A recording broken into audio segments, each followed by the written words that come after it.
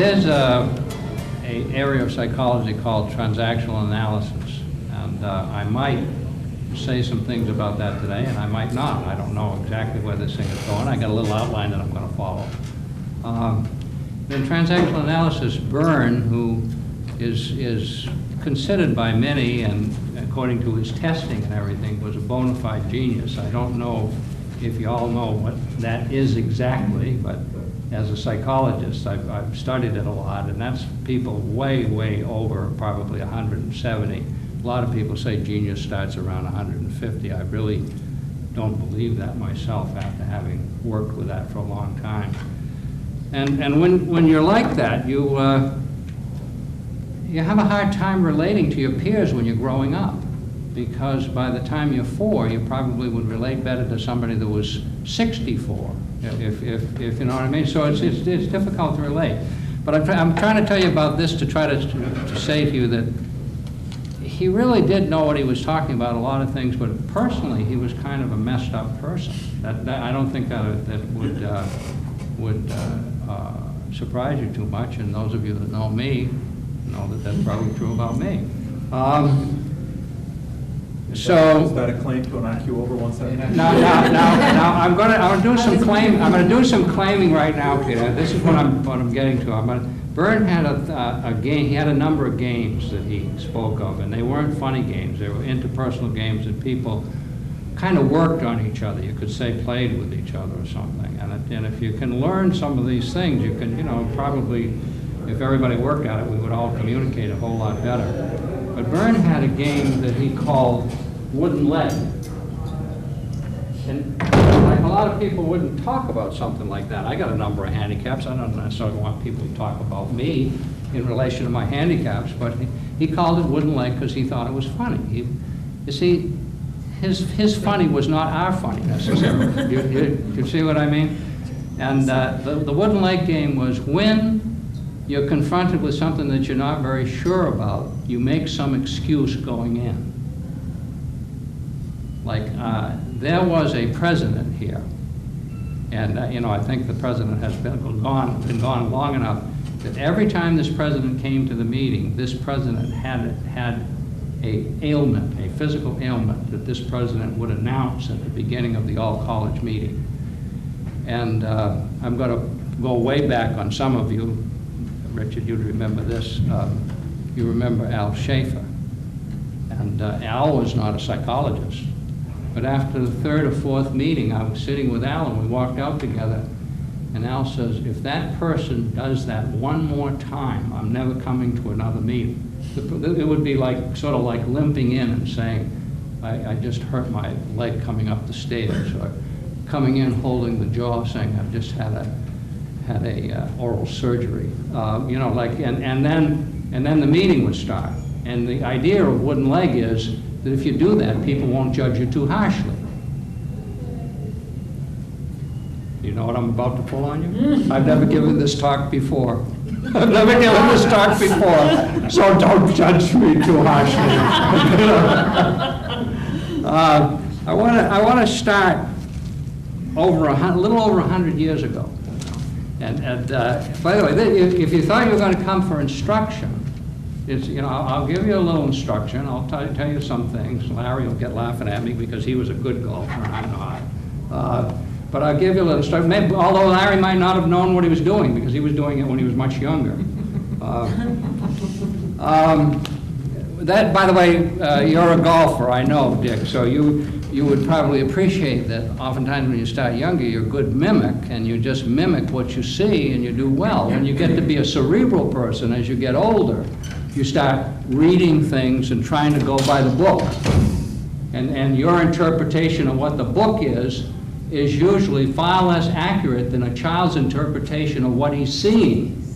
Does that make any sense to you? So sometimes you see some sad things out there with us people that started by the book.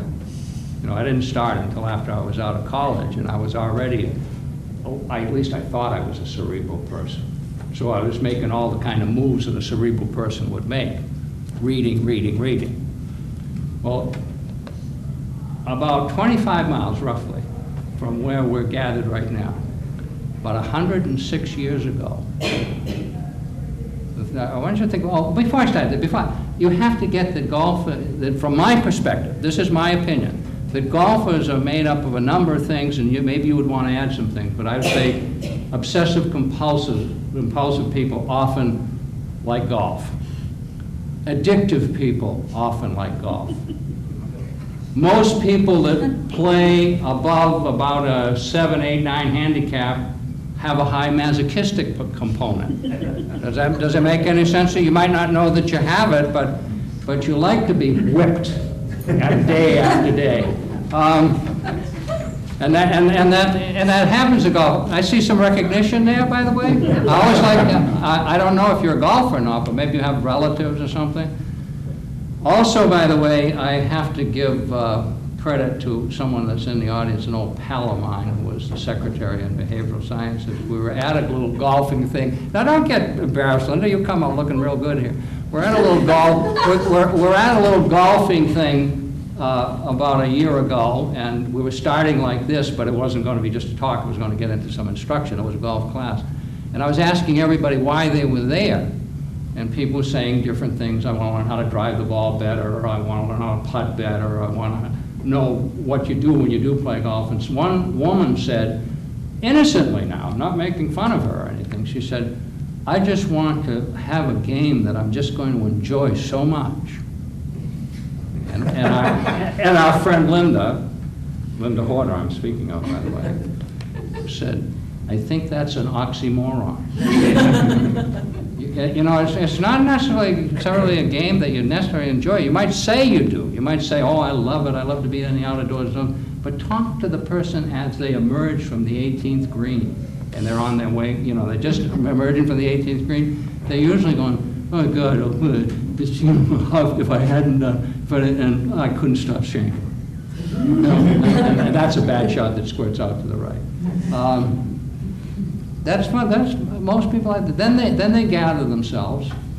By the way, I'm talking about myself too, you know. I'm observing all this, but I'm observing it in myself. I've been an utter idiot about golf. Now have the pleasure of teaching in second semesters down in Florida, and the only reason I ever went to Florida in the first place it had to do with golf.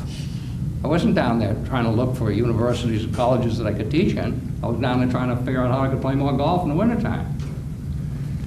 Well, back to my 25 miles from here, 106 years ago.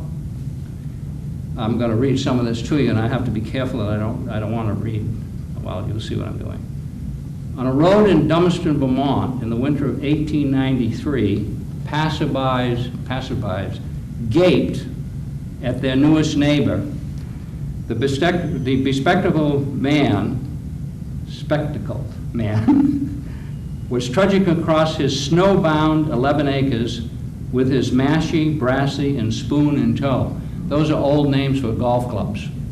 And now you might be able to, I just remember spoon was a 3-wood, but I don't remember what the mashie. Five iron? Yeah. In the snow. Now, you get that. And was spraying red gutta percha balls at, around, and into tin cans scattered across his pasture in the snow.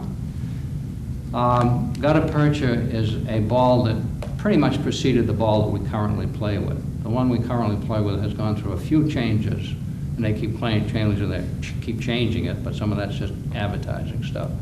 But the gutta percha was made differently. It was made, I guess the one before that was made with feathers. They used to take feathers and compact them by wetting them, and really, you know, compact them all they could, and then put leather around them. And then the gutta percha, I don't really can't explain it to you, but that followed that. But remember, this is 106 years ago. There are people today that you might know that use orange balls that come orange, or yellow balls, or something like that, or might even paint them red, paint the white balls red, and go out and play in the snow. There are opens in Alaska, I think, up in the snow. Not professional players, you understand. It's us. You know. I wonder if you're guessing about who this was. In tin cans, wrapped in a bulky woolen coat, he flailed away, each swing kicking up a spray of white. That was Rudyard Kipling. He came to America and he spent some time up in Vermont for a few years in the 1890s. And he did a lot of writing up there. But in the summer and winter, you know, this starts in the winter. In the summer and winter, he would be out in that pasture. I thought it was kind of interesting because some of you would probably know more about this than I would. But being brought up Catholic, I think I know something about it, about how one relates to priests as you're growing up. There was a minister, and Kipling didn't even go to church. But the minister got so interested in golf, he became a big buddy of Kipling's and was seen out there in front of all his parishioners, you know, hitting the ball into tin cans. Summertime, I don't know if the minister went out in the winter. Kind of interesting, huh? I lived in Brattleboro for about 3 years, and I knew that Kipling's house was up there, and I tried to find out from people, and I never put enough energy into it. And I think I saw the house, but I'm not sure. But there it was, you know, right there, and I didn't know there was a guy up there years and years and years ago hitting a golf ball around. I know that, although I did feel a certain kind of kindredness or something. You believe that? Linda's laughing. I've heard that stuff before. The title of the talk that I'm giving today, they insisted that I give it a title, is Golf, the Paradoxical Game. But I've already identified addictive personalities, obsessive compulsive, and all that. You know, if I drew circles and I said this was addictive and this was obsessive compulsive and this was masochistic, sometimes a person would have all three of those components to enough of a degree so that we could say that they've got all three. You know, the circles would come together and overlap a little bit with each other. Got to get a prop in my hand here. Linda's going to think that I stole this entire talk from her. She was out in a book that I have. Oh, I wanted to show you something. In a book that I have, this is for you, Eugene. Oh, thanks. The Conditioned Reflex. I know you're studying that a lot. A book by a psychologist, a golf book by a psychologist. Golf is not a game of perfect, by Dr. Robert Rotella. Psychologists are certainly getting into this. You follow golf a lot, I think, Dick, and so you would know that. I'm talking about to Dick Hillier now. Are you aware that they're whatever you want to say, they're counseling, touring professionals now? Rotella, Coop, and some others. Another book, Mind Over Golf by Dr. Richard Coop. Coop says in this book that golf is so addictive because it's a game of intermittent reinforcement. Intermittent positive reinforcement, I should say. And that leaves a lot of space in between sometimes. I want to give Linda the byline on that. She finally took my introductory psychology class. I begged her for years to take it. She wisely stayed out of it, but she finally went into it. And she learned in that psychology class about intermittent reinforcement. She was coming off the 9th or 18th green, I think, at Oak Ridge, and playing in a league, and a lady said to her, "This is such a game of intermittent reinforcement." And Linda felt very proud. She told me, she probably just started to think, old Ed needs some nice things. But she said she felt very proud because she knew exactly what the lady was talking about. Now I'm going to lapse a little bit into psychology, if you don't mind. B.F. Skinner, some of you may have heard the name, is probably, well, he's certainly the most famous American behavioristic psychologist. Some people would argue that he's probably the most famous American psychologist. I think the supporters of Carl Rogers and a few others would argue that. But he's attained a lot of fame. He spent a lot of time down at Harvard, where everybody, unlike GCC, Harvard has plenty of money. You know, they have endowments. When I went down there to an institute, the first thing that we had was a party called something like Sherry Under the Elms. I thought if we were at GCC, it would be Ripple Under the Scrub Pines. We just don't have very good budgets, you know. We never have had very good budgets. Well, Skinner worked very, very hard with his, the concept of intermittent reinforcement with pigeons and rats and so forth, and established a lot of laws, some of them that were taken outside and used by practitioners in things like programmed learning and certain types of behavioristic therapy, broadly called behavior modification. What it simply is something like this. It seems like you all know what it is, but being a teacher, I'm going to tell you anyhow. I found that out about myself quite a long time ago when I was on tape, and I said something about, say, some young woman at Boston University. I was interpreting a test to her, and I said, do you understand percentiles? And she said, yes, I do. And I said, well, you see percentiles of blah, blah, blah, blah. And it was all on tape to be played afterwards, and there I was on tape, you know. But I was used to looking the fool by that time. So it works like this. If I had two houses that were, I'm going to try to hold the variables now. They're just about exactly the same. The mother's in there exactly the same, and the kids in there about 8 to 10 years old. They're exactly the same. One son in each house. And in house A, I asked the mother for the month of May to keep the cookies in the cookie jar all the time, never run out. So whenever the little boy goes in house A, he gets a cookie, whenever he wants. And in house B, I asked the mother to put it there on an intermittent schedule. It's there one day, it's missing for 2 days, it's there for day 4 and 5, and it might be missing for a day, and then there for another day, and then missing for 4 days. And throughout the whole month of May, it's continuous in house A and intermittent, right, in house B. The question I always ask my students is, don't answer because you might get embarrassed, because sometimes students make mistakes. If at the end of May, I ask each mother never to have cookies in the cookie jar again, and we observe the 2 kids in each house, which kid would go back to the cookie jar the longest?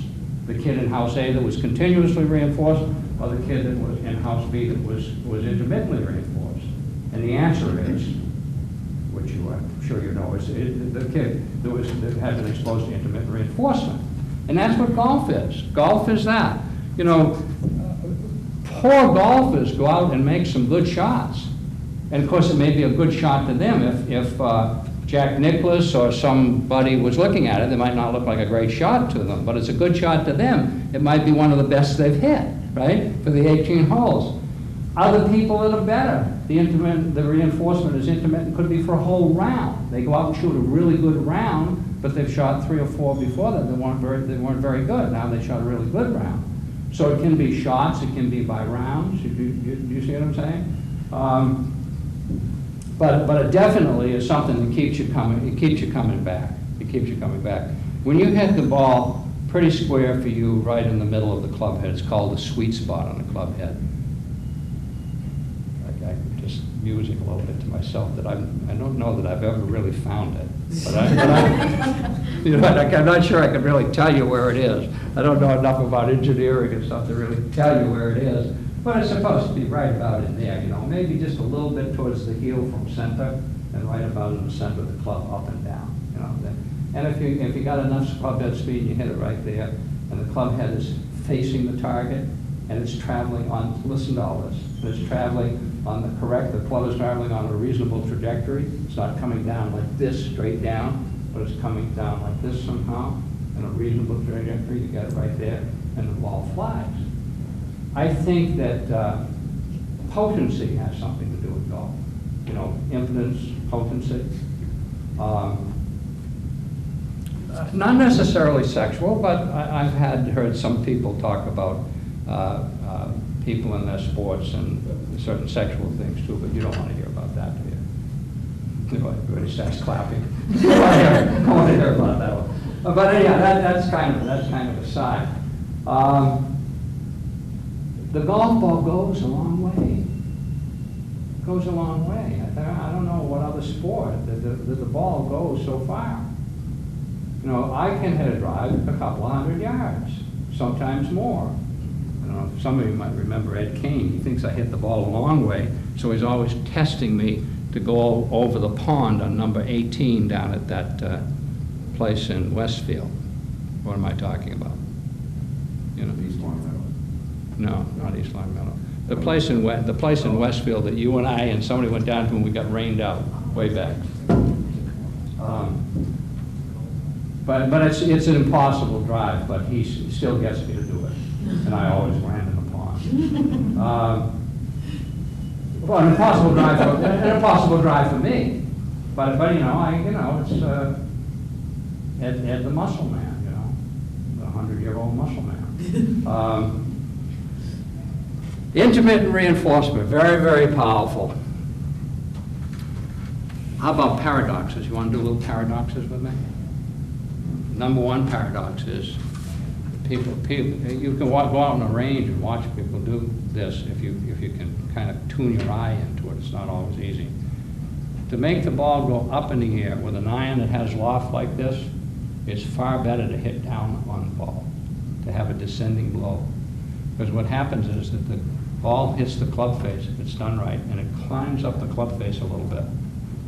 And it puts a backspin on it, a spin like this, and it goes up in the air better. If I hit it coming along like this, pretend I could hit it like this, coming right along the ground like that, and I'm not coming down on it, the ball won't go as high in the air. So the paradox is to make the ball go high, you have to hit down. And play it further back. What? And play it further back. God. Somebody, I know he's a dean, but put a muzzle on him. Play it further. That's oddly true, and odd that you have to hit down on it. If you wanted to experiment, if you could get yourself sort of like a book, put it on the floor. I wouldn't want to try to show you in here. And this club wouldn't be a good club to use. This is a mid-iron, or what Dick Hilliard called a mashie, right? I think a mashie. A mashie. Could be a I think mid-iron as a five. But if you took an iron with more loft and you put a book on the floor, you could just experiment. And if you hit like from behind the ball like that, from behind it low, keeping your club low to the ground, you'll see that it'll keep on hitting the book. If you hit down on the ball like that, like a descending blow, it'll hop over the book.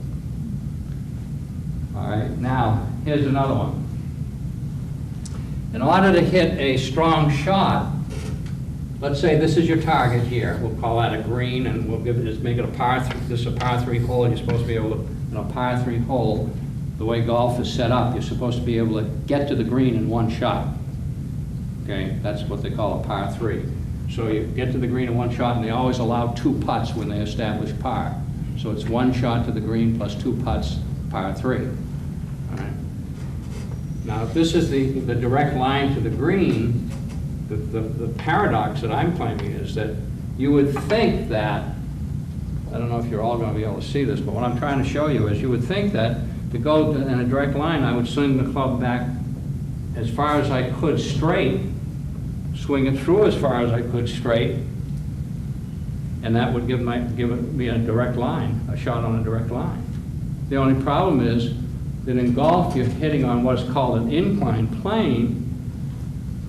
You know what I mean by that? An inclined plane like a roof, where a batter in baseball is swinging his bat more or less parallel to the ground, right? A batter in baseball swings the bat like this when they're coming through the ball, and you'll see people teaching little kids not to chop down on the ball because they're more likely to meet it if they're coming parallel to the ground, because the pitch is more or less coming parallel to the ground. Sometimes a person will upcut it just a little bit, but not a lot. But in an inclined plane, all of your optics are different. So I'm not going to do this now, but if I got you up here and had you swing this club like a batter, most of you would swing it more or less correctly. You're sort of like cueing off the ground for one thing, and you know you're going to swing it reasonably parallel to the ground. You understand what I'm saying? But as soon as you get into the inclined plane and you get your club back like this, you have to bring it down like it's on a rooftop. See, people don't even tell you that. They don't tell you that. It took me years of reading to even come across that. It's kind of like on the side of a roof, because what human beings want to do, at least all the ones that I've ever seen, is It's on the rooftop now. Can you see that? It's about, slanted like the rooftop. Human beings want to hit the ball hard, so they take their right shoulder and right arm, and they go like this, and it comes right off the rooftop. And it's called the outside-in swing, and probably 90% of the golfers playing golf have an outside-in swing.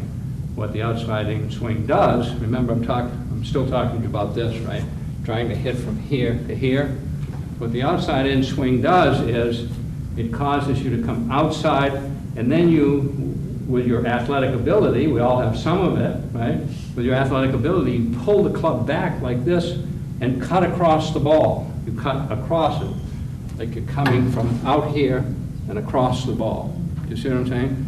And when you do that, you impart a cut spin, what's called a cut spin. And this ball starts spinning this way, and you don't get nearly as powerful a shot as if you stay on the rooftop, on the rooftop, on the rooftop, on the rooftop, on the rooftop, and finally the club's got to come out. You can't stay there forever. Comes out to the ball and hits it, so you actually hit from the inside. And that'll give you your straightest shot, and it'll give you your most powerful shot. And it's called an inside-out swing, right? So in a sense, to make the ball go straight, you got to hit it inside out. You got to make your swing go inside out. Another paradox, or at least I think so. Let me demonstrate that a little bit. See if you probably all know exactly what I'm talking about now, but I always thought it would be easier to see what I'm talking about with something that's close to my hand. You know that inside-out swing that I'm talking about? If you're playing table tennis and you want to confuse the people opposite you, you do several different things. You can place the ball and all that. But there are a couple of different things you do with the racket, and one of them you might recognize is this, right? When you do that, you put a spin on the ball that causes the ball to go a little slower when it hits, because it's got backspin and it bites a little bit on the table. Do you recognize that it bites on the table? Actually, sometimes we'll even go a little bit lower. If you want to make the ball jump when it hits the table on your opponent's side, you hit the ball like this. You recognize this one? You come more from the inside and over the ball. Actually, when you're hitting from the inside in golf, you're coming from, or when I'm saying hitting from the inside, you're coming from the inside and your club is closing, and it has a little bit of that effect of a ping pong paddle of turning over a little bit over the ball, as long as you don't hold your wrist stiff and try not to let it happen. If you just let your wrist go, it comes from the inside and turns over the ball, imparting a spin that's like this, plus a little bit like this. It's spinning not only counterclockwise. Are you following me? Can you do that?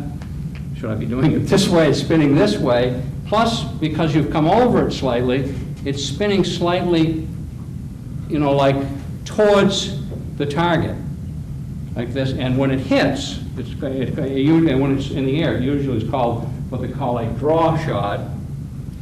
Because you've come from the inside, it'll start slightly out like this. Well, this is where you hit from. It starts slightly out like this. And then it comes back towards the target like that.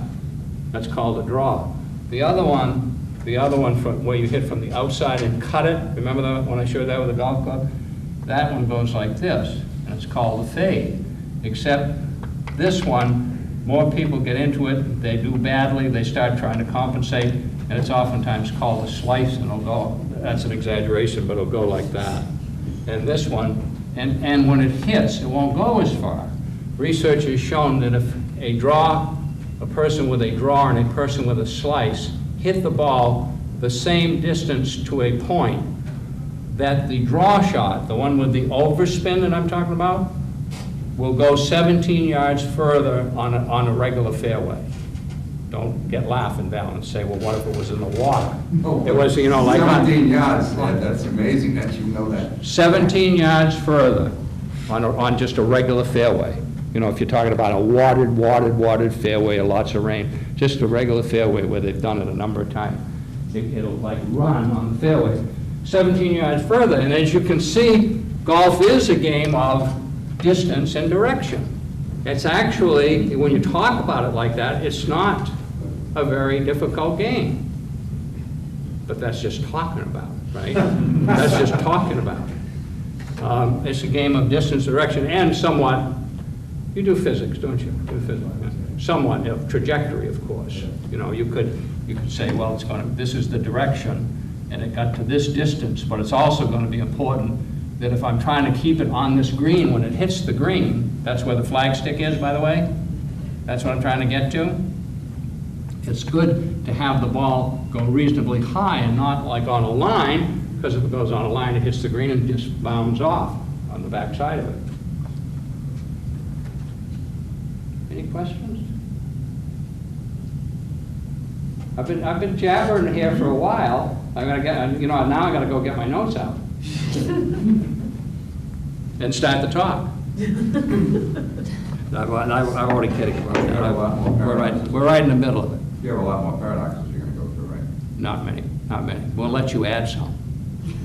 Okay? No, I don't mean you in particular. We'll let you add some if you know. I don't think you have at least 15 by now, seriously.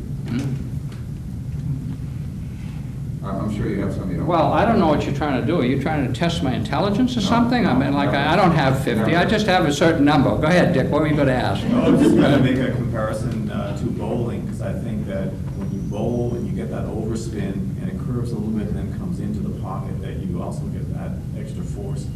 That's right. That's right. I never bowled the big pins. But I bowled the small ones, and just as a kid, I just used to throw the ball like this, you know, like that. And a guy that knew how to bowl a lot better than I did, and some of you probably know how to bowl better than him, told me to hold the ball like this and throw it, and it would likely make a hook spin like in golf. And it would come into the, well, as you're looking at it, would come into the pins this way and have a little more force because of its spin. Does that ring any bells with anybody? Any bowlers that you've seen? I think when I see bowling on television, it's not something I watch very much because I'm an addicted golfer. And if you know what an addicted golfer is, he's not going to be watching much bowling, right? But when I do watch a little bit of it, I think I see the better golfers with the big ball curving it in that sort of like hook spin way, the one that goes out. It wouldn't go out this much, but I'm exaggerating it to show you, and that's what you're talking about. Okay.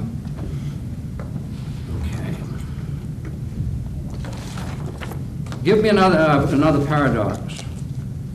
Dick, you got 50 of them. No, I don't have 50. I was being somewhat flip, I apologize. Well, how One of about... them is you need to keep your eye on the ball. In many cases, that's not the case. There are many good golfers who hardly ever look at the ball. They just have such a groove swing that club goes the same place every time. It's more important to keep your head down. Yeah, see, all those things, even the second thing you said, That's they not can get you in necessary. trouble, you know, keep your head down. I saw one guy that you and I know interpret keep your head down like this. And it wasn't stupidity on his part, he just never saw anybody do it, so people told him to keep his head down.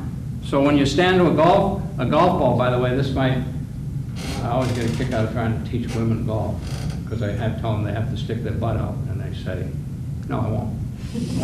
I'll just forget the game entirely.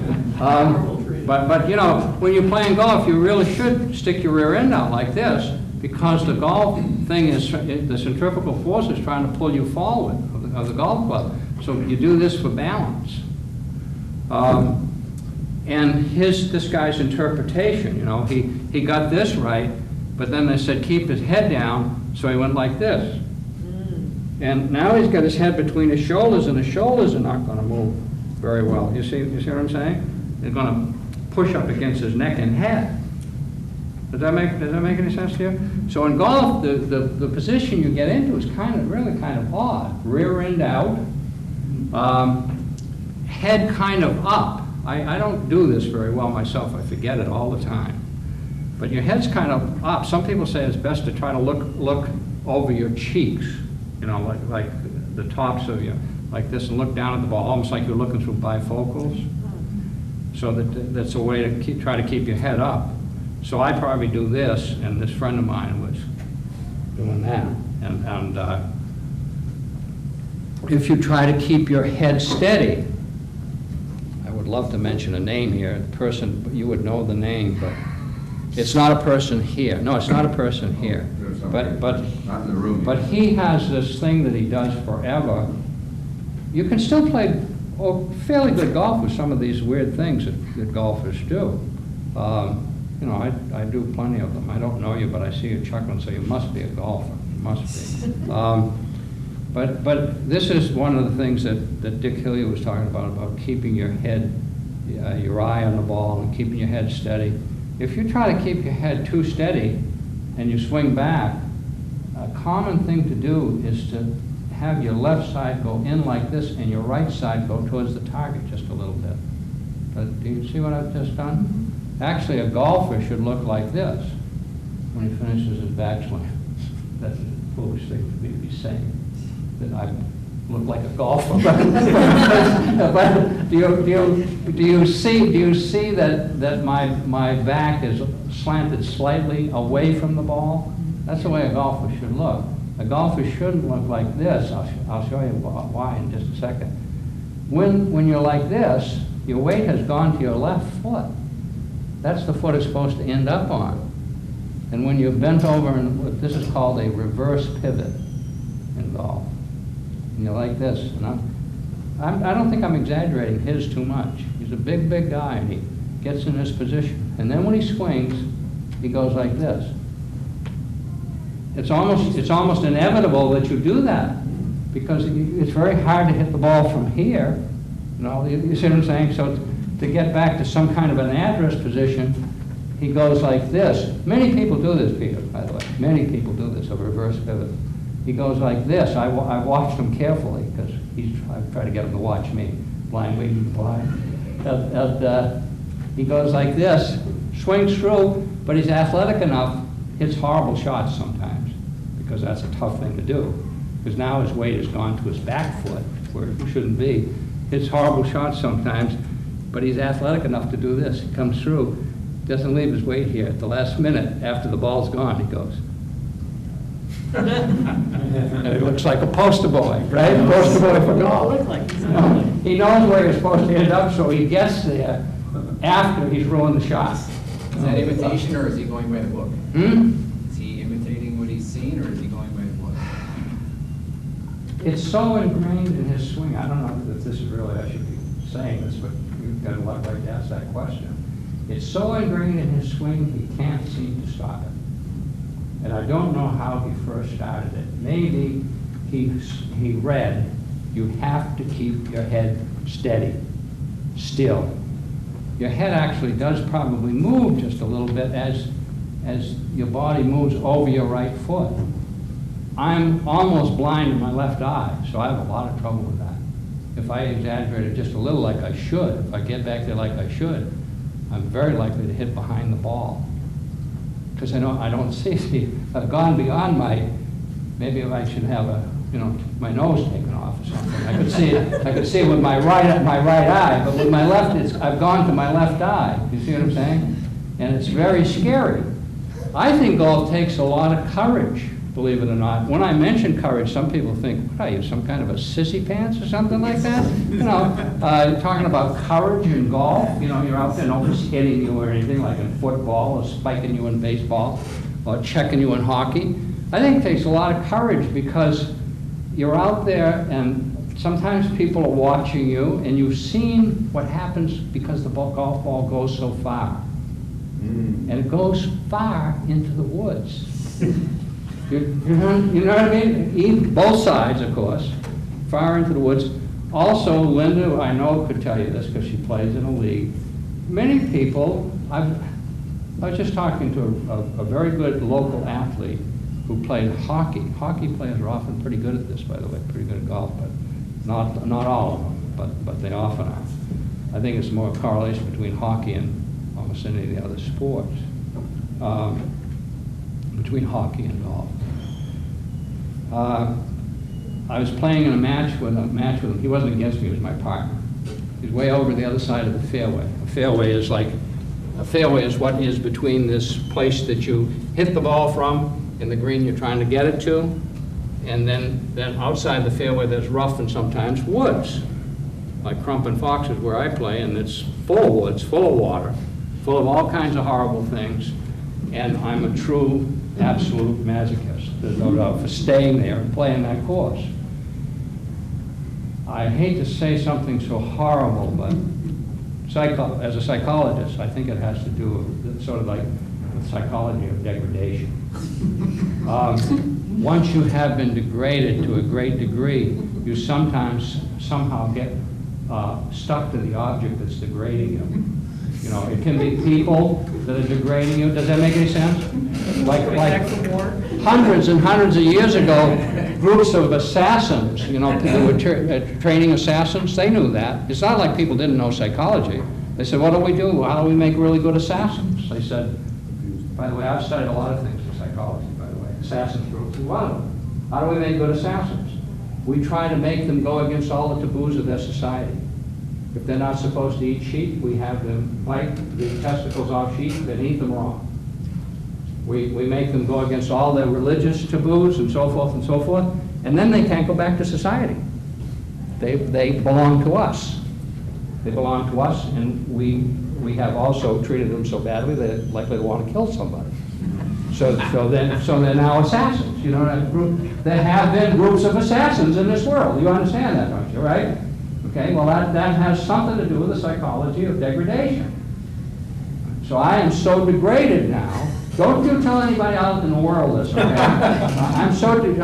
Oh, it's on tape? Well, I'm so degraded by Crump and Fox. God, if Bill Sand reached me, he'll probably kick me off if he doesn't want to try to find out what I'm talking about. I'm so degraded I have to stay there.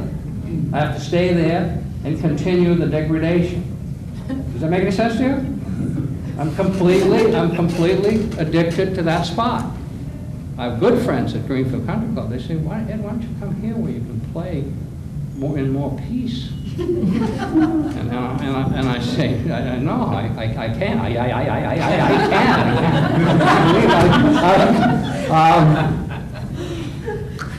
Okay, now where the world? Well, I was on the head thing. When you try to keep your head steady, you're likely to do this, right? The reverse pivot. Your head moves just a little bit, but if you get your head going a lot, you're going to get in trouble. You know, if you interpret what I'm saying as like you go back and you go like this, because that would be called golf sway, and you come off this right pivot foot. You know, you come over here too much, and now you're going to have a heck of a time getting back to the ball. And when I was in your golf class, we called that, I don't know if it was if you coined the phrase or if the students did, you called that don't tilt. Don't what? Don't tilt your TV. That was mine. Was it? Okay. That stuck with me. That was mine. I'm now going to be on tape, and some golf pros are going to see this, and I'm going to be in big trouble. I always thought of your, like, I don't remember it all the time, unfortunately. I wish I had somebody. What I should have if I had half a brain, I would have a long list that I take to the golf course with me. And I would have it, you know, maybe kind of taped to your club. Stencil on my golf bag or something. But I often think that your legs form like a teepee. And if you're pushing the teepee all around the place like this, you're going to have a hard time playing golf. Actually, in golf, they should probably stay kind of in place, but there is a weight shift. Sort of like a turn like this and a turn like this. If you slide like this, you're going to go ahead of the ball too much. You're going to hit the ball thin. What they call thin, you'll probably hit the ball in here because the club won't, you know, the arc of where the club comes down to the bottom, you've gone past that and you've hit either the top of the ball or the center of the ball, where you're supposed to be hitting it kind of like just below center. And one other thought, when you're talking about teaching women and having them stick their butts out, basically, it strikes me that the female physique has an advantage then if you're trying to use your center of gravity to prevent the over-rotation of the centrifugal force. The gentlemen have the majority of their weight in their upper bodies. Are they not having to compensate effectively? Maybe we can get away with it because that's where our weight is to begin with. Well, I was wondering in terms of the physics here, I could call on people. I know exactly what you're talking about, and I've thought about it a lot. And you see, because I never became a good golfer, I've been an attentive golfer. You know what I mean? Does it make any sense to you? If you're a good golfer, I probably would have just gone around beating everybody and walking around with my chest out. But I've been a humiliated golfer, a degraded golfer, you know, and so I paid a lot of attention to other parts of the game. I noticed that not all, but many golfers, if you look at Jack Nicklaus's rear end and his hips, he's got a big rear end, and big pair of hips for a male. A lot of golfers, David Duval, the current guy, he looks thin, but look at him close. Big stuff right here. A lot of stuff for balance right there. And women have that too. And I play sometimes at the LPGA course. It's their course in the whole country. It's down in Daytona Beach where I teach in the second semester. I played at that course and talk about more humiliation. I know what the women pros shoot on that course, and they break par. And yes, they do have certain advantages. They would say you're nuts because for golf. Yes, for golf. But men have really great golfers. They can also use this upper muscular strength and so forth, and hip strength and everything. But I've often thought that. I've often thought that would be good. It's not like I have a little rear end, and I can't explain that. I can't explain why I could have such a large rear end and not be a good golfer. I'm developing another feeling of paradox. What? I'm developing a feeling of another paradox. The rear end paradox, or what you figure by yourself? On a new tack, if I may change metaphors. Sure. I don't know, 15 years ago, there was a book called Inner Tennis. Yes. And then it became Inner Sailing, and there's Inner Everything. Inner golf, too. And, all right, they Yeah. did that too. Okay, Yeah. good. And it seemed like the underlying theme in all of these books was practice it and then don't think about it. Yeah. But do it the way you practiced it. And it seems like most of what you're saying flies in the face of that. You've got names for everything you can do wrong. You've got a list of them on your golf bag, and you're not supposed to think about it. So where's the truth here? Well, if I don't think about it, Peter, where's the truth? I should just leave.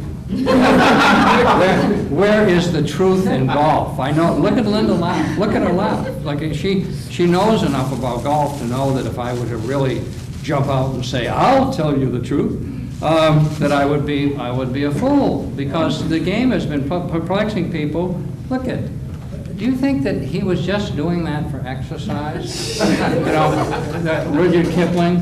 I'm not talking to Pete, I'm talking about to everyone. Was he just doing that for exercise? There was something that was causing him to do that, to go out in the snow and do it. One of the things is, they said that he didn't do very well. My guess is that if I saw Kipling, he probably was swinging like this, because so many golfers do. He was probably swinging back like this. Remember the roof? The right shoulder, a right-handed person is right side oriented, right? Hit the damn ball. Hit it. Look, the club come off the roof, right? And then the cut and the weak shot. See? So there are some principles, but they're not easy to follow. They're not easy to follow because this is instinctive. That's instinctive. This movement here, you have to kind of wait a little bit. Who the hell wants to wait? Every other sport, did you wait in baseball? The catcher would say thanks, like he's got the ball in his glove. And one of the best golfers I ever played with when I was young, he said, you're going to have to learn to wait more, Ed, because I was doing other sports that I had played. And I never did learn to wait properly. But there's a little hesitation. I don't mean you stop, but there's a little, and when you first start down, you're supposed to be coming down rather gently, and then the club, as you would know, picks up centrifugal force, and the club whips through almost like by itself. But if you try to muscle it down and hit like you do, so there are some principles. Yeah. There are some principles. There's also tremendous misinterpretation of principles, which has been part of my thing here.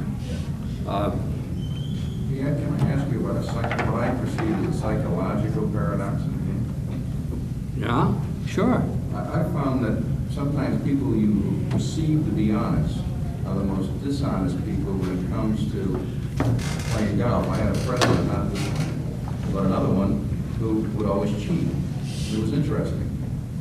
And the second thing is, people who are perceived as mild-mannered and really laid-back individual. I had a friend of mine that was this way on the golf course, becomes an animal who literally would throw clubs. So it's interesting, the paradoxes of how you perceive a person to be in real life when they get on a golf course sometimes are the antithesis of what you were led to believe up to that point and after the 19th hole.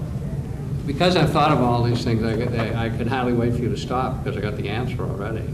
But The first person is suffering from an ego problem, a la Sigmund Freud, you know. How strong, how good do you feel about yourself? I once said to 2 professional golfers, one who I considered smarter than the other one, came out just the way I wanted it to come out. The one who wasn't as smart as the other one, I said to him, you know what, I think more people cheat their handicaps down than cheat them up. A handicap in golf means the amount you're allowed because you can't shoot. It is time! I'm sorry.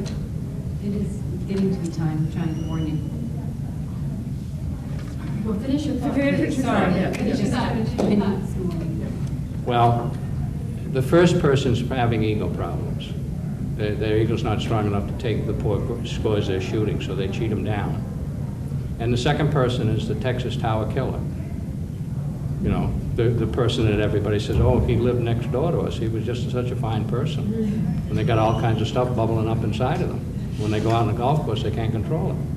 So golf brings out the best. By the way, if you got a friend like that, don't call him the Texas Tower Killer. I'm only using that as an example. I would never call you Very good, very good. By the way, I had a quote from Michael Jordan. You don't have to hear that now. He says that in golf, you have to use your mind a lot more than basketball, because basketball, your instincts seem to be able to override your mind most of the time. But in golf, your mind seems to override your instincts most of the time. Possibly one of the things there is because the ball's sitting still. By the way, I just realized I didn't finish one of my stories. Playing in a tournament with a guy, Linda keeps track of this, you'll say you didn't finish 5 this guy was a good athlete. He completely missed the ball right in the middle of the tournament. And he didn't say that he had missed it, by the way. I saw him miss it. Doesn't count as a stroke unless you hit it, does it? When you miss the ball, it's a stroke. It counts as a stroke. Unless you pretend it was a practice stroke. He went right over the A ball. cheat. He had all his practice strokes and he completely missed the ball. I could take you to the point on Greenfield Country Club and show you exactly where he did it.